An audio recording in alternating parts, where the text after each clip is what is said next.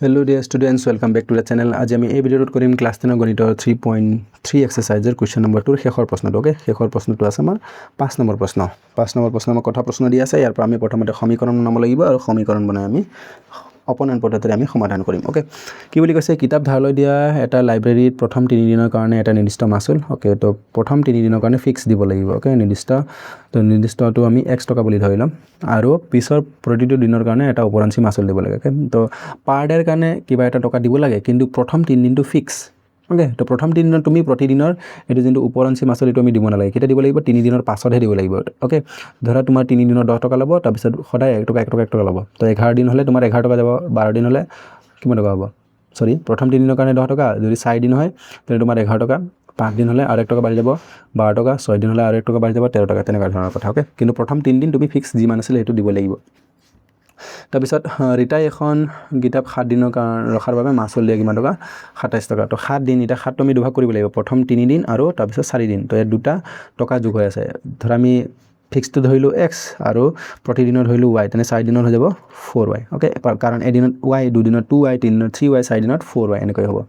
তাৰ পিছত কি বুলি কৈছে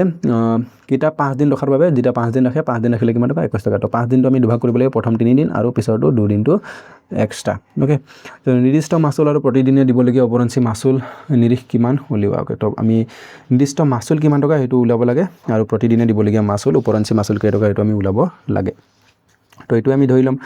কোৱেশ্চন নম্বৰ 2 কিমান নম্বৰ 5 তো প্ৰথমতে আমি ধৰিলম ধৰা হল উপৰাঞ্চি মাসুল সমান y টকা ওকে তো x টকা আৰু y টকা বুলি ধৰি ললো এটা যদি আমি প্ৰশ্নটো ভালকৈ চাও প্ৰথম শৰ্ত মতে স্টেটমেন্টটো আমাক কি কৈছে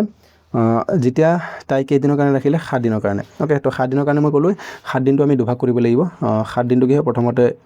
প্ৰথম 3 দিনটো x টকা আৰু পিছৰটো কি হয় প্ৰতিদিনত y টকা তেনে 7 দিনত কিমান পিছত থাকে 4 দিন তো আমি যদি চাও প্ৰথম 3 দিনৰ মাসুল হৈ গল x টকা আৰু পিছত থাকিব 4 দিন তো এক দিনৰ আমি প্ৰতিদিনত কি ধৰিছো y টকা তো দুদিন হলে 2y তিন দিন হলে 3y তেনেকে 4 দিনৰ কিমান হ'ব 4y সমান কিমান হ'ব টোটাল 7 দিনৰ কেই টকা আছিল 27 টকা তো এটো কিমান হৈ যাব 27 তো এটো হৈ গল আমাৰ কিমান নম্বৰ সমীকৰণ 1 নম্বৰ সমীকৰণ আকৌ দ্বিতীয় শৰ্ত মতে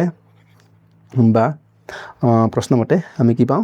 আকৌ 5 দিন ৰাখিছে যেটা 5 দিন ৰাখিছে 5 দিন ৰখাৰ কাৰণে কেই টকা 21 টকা ওকে তো 5 দিনটো আমাৰ কি হ'ব প্ৰথমতে 3 দিনটো ফিক্স নিৰ্দিষ্ট তো বাকি থাকি যাব 2 দিন তো 2 দিনৰ হৈ যাব 2y ওকে এটো x এ কিমান দিনৰ বুজাই আছে নিৰ্দিষ্ট মাসুলটো 3 দিনৰ বাকি থাকি গল 2 দিন তো টোটাল হল 5 দিন নহয় জানো তো এটো কিমান টকা হ'ব তেতিয়া হ'ব বুলি কৈছে 21 টকা 21 তো এটো হৈ গল আমাৰ কেই নম্বৰ সমীকৰণ 2 নম্বৰ সমীকৰণ এটা সিম্পল এটা আমাৰ যেহেতু প্ৰথম পদটো মিলি আছে x আৰু x মিলি আছে তো আমি সিধাই বিয়োগ কৰিলে आंसर পাই যাম তো আমি কৰিম 1 - 2 1 পৰা 2 নম্বৰ সমীকৰণটো বিয়োগ তো 1 নম্বৰটো আমি কি লিখিব পাৰো এটো লিখিব পাৰিম x + 4y = 27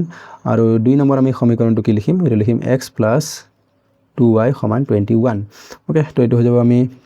plus two minus লিখিব পাৰিম প্লাস টু মাইনাস আৰু প্লাস টু মাইনাস কাৰণ বিয়োগ কৰিলে চিনবোৰ চেঞ্জ হৈ যায় এতিয়া আমাৰ এটো x আৰু এটো x যেহেতু একে হয় এবাৰ যোগৰ আছে এবাৰ বিয়োগৰ আছে কাটি দিব পাৰো এটো 2y মাইনাসত আছে আৰু 4y আছে আমাৰ প্লাসত এটা যোগ আৰু এটা বিয়োগত থাকিলে আমি বিয়োগ কৰিব লাগে তো 4টা y পৰা দুটা বিয়োগ হলে আমাৰ 2y থাকি যাব যেহেতু প্লাসটো ডাঙৰ আছে প্লাসে থাকিব ইফালে 27 পৰা 21 বিয়োগ হ'ব কাৰণ মাইনাস আছে তো 27 পৰা 21 গলে 6 থাকিব তো y = কিমান পালো 6/3 তো 3 ৰে 6 কাটিম কিমান 2 মানে সৰি উল্টা লিখিলো মই ইয়াত আহিব 2 ইফালে 2 হে আছিল তো 2 ৰে 6 কাটিলে 2 3 গুণ 6 তো ইয়াৰ পৰা আমি y ৰ মান কিমান পাম 3 পাম ওকে তো y ৰ মান আমি কত পাৰি দিম y ৰ মান একত পাতি পাও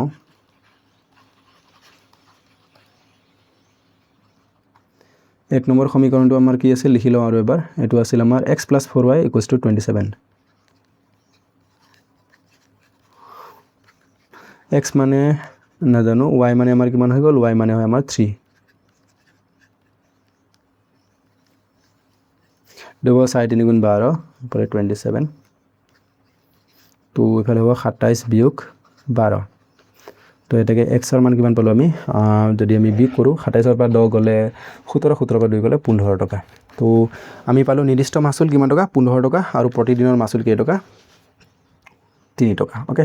তো আমি লিখিম এটাকে নিৰ্দিষ্ট মাসুল সমান কিমান টকা হ'ব 15 টকা আৰু প্ৰতিদিনৰ উপৰঞ্চি মাচুল